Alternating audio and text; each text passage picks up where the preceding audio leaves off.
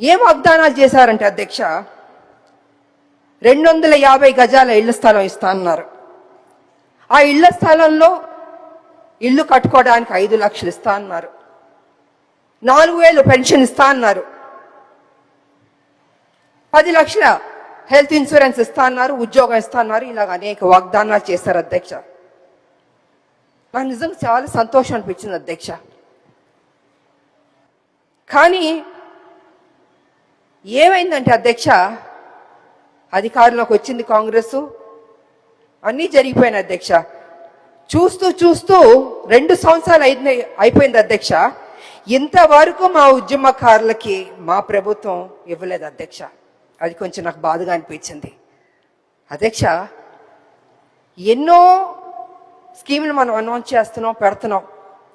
మా ఉద్యమకారులకు first priority ఇచ్చి చేస్తుంటే, ఏదైతే మనం కదా చెప్పాం ఉద్యమకారులకి ఇల్లు ఇస్తా అన్నాం, పెన్షన్ ఇస్తా అన్నాం, ఆరోగ్యం గురించి హెల్త్ ఇన్సూరెన్స్ ఇస్తా అన్నాం, ఉద్యోగం ఇస్తాను, ఇలా అన్ని మనమే చెప్పాం కదా అధ్యక్ష.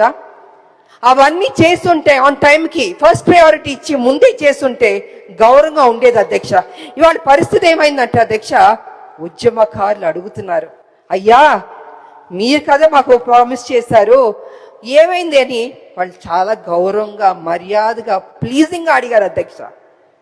కానీ నాకు తెలియదు అధ్యక్ష, ఎందుకు డిలే అయిందో నాకు తెలియదు అధ్యక్ష. ఇవాళ కమిటీ వేస్తానని కూడా అని చెప్పారు.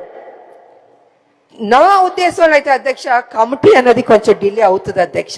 ఇప్పటికే 2 ఏళ్ళు అయిపోయింది, 2 ఏళ్ళు పైన అయిపోయింది మా ప్రభుత్వం వచ్చి, కాంగ్రెస్ ప్రభుత్వం. తొందరగా వాళ్ళకి ఏం మనం వాగ్దానం చేస్తే బాగుంటుందని అధ్యక్ష.